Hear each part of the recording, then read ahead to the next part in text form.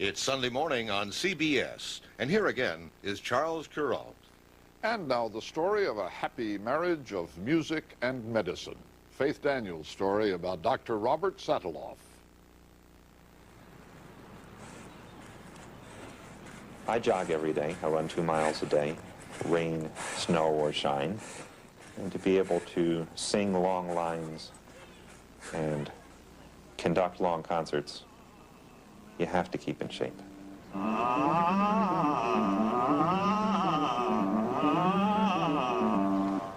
I exercise my voice every day, singing scales, at least, even if I don't have time to rehearse songs.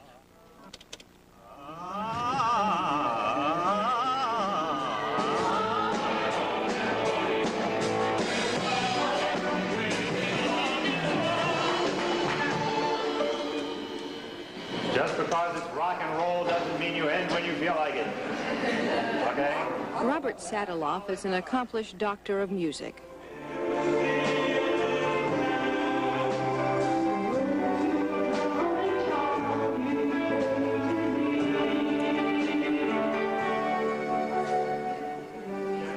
Okay?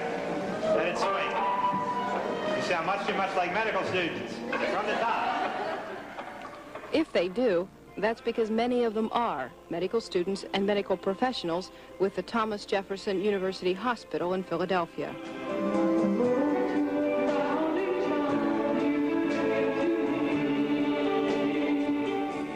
And the man who brought them together and leads them is Robert Sataloff, also a doctor of medicine.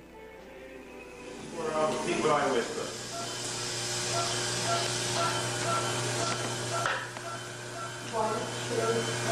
That's right. That was actually a choice that I had to make, whether to make music or medicine my principal career. Hour in front. Those are all the right answers. We're all finished now. One of the reasons that I elected medicine was because it allowed me to do both. I love them both. They're very challenging, very satisfying, and I couldn't imagine giving up either one of them. That's it. Move a little.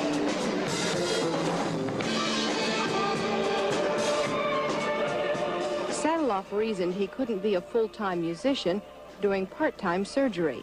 So after completing his medical training and residency, he returned to school to finish his doctorate in music. For him, that combination of music and medicine is a natural. They both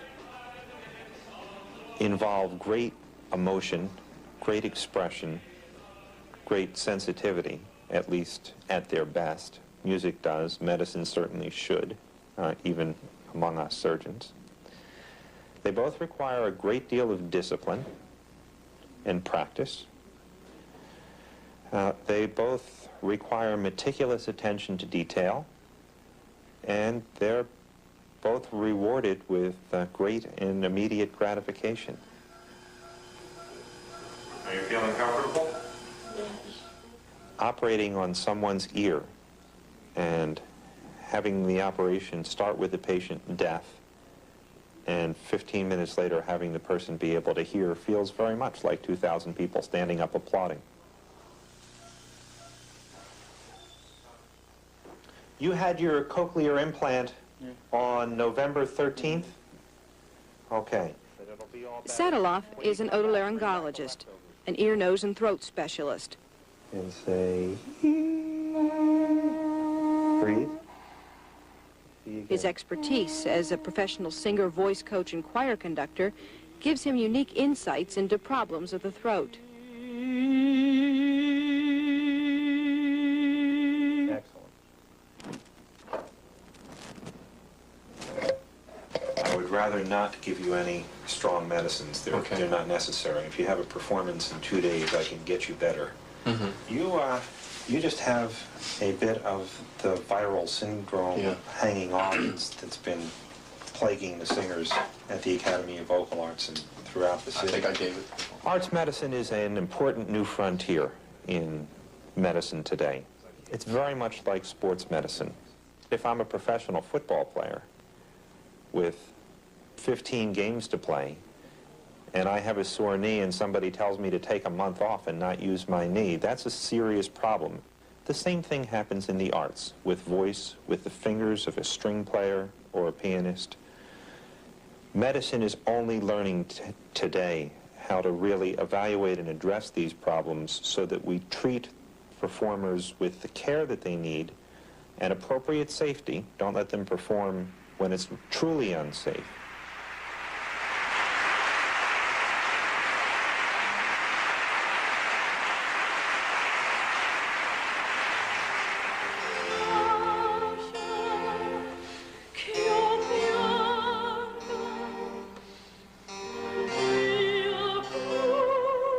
It pleases me to know that he knows what kind of nerve-wracking job I have, and that he knows exactly what it takes to get out onto the stage and produce, and I know that he'll take special care of my throat.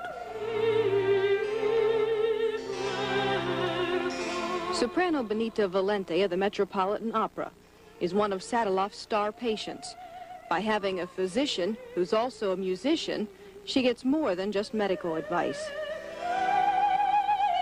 Coach-like advice as to don't eat at night before you go to bed, because when you wake up in the morning you have got terrible phlegm. No one ever said this to me. I've been singing for how many years?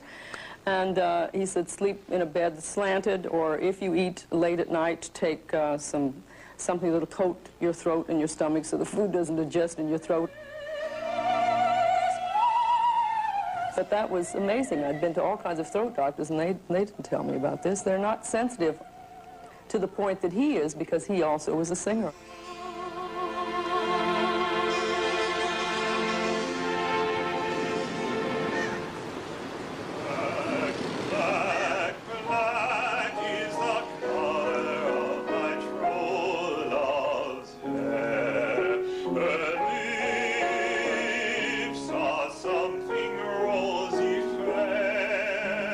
He's a singer who spends as much time on his voice as he does on others.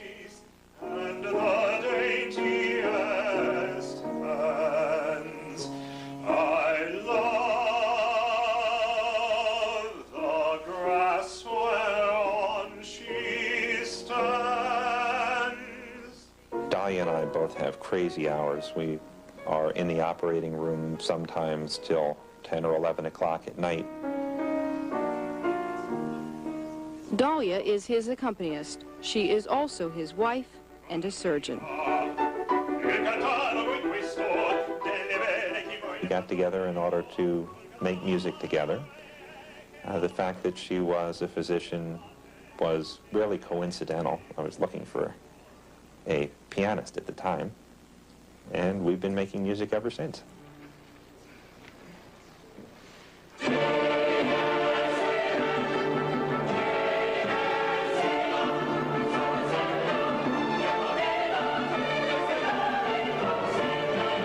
Sataloff will make music with anyone who shows an interest.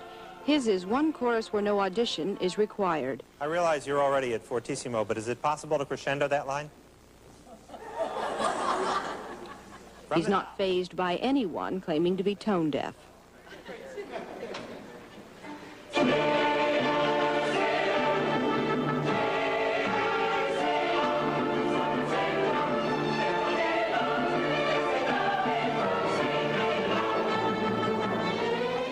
I would say probably 15% of my choir are people whom I have dragged in because they told me they were tone deaf and couldn't sing. If you can tell one pitch from another, if I sing ah, ah, and ask you same or different, and you can tell me different, I can teach you to sing. Anyone. Anyone.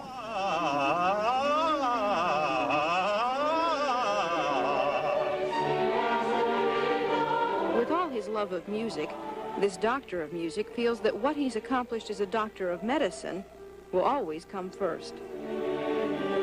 There are some people walking around alive in reasonably good condition who, by all odds, should not be walking around alive. And I guess I would have to count that at the top of the list.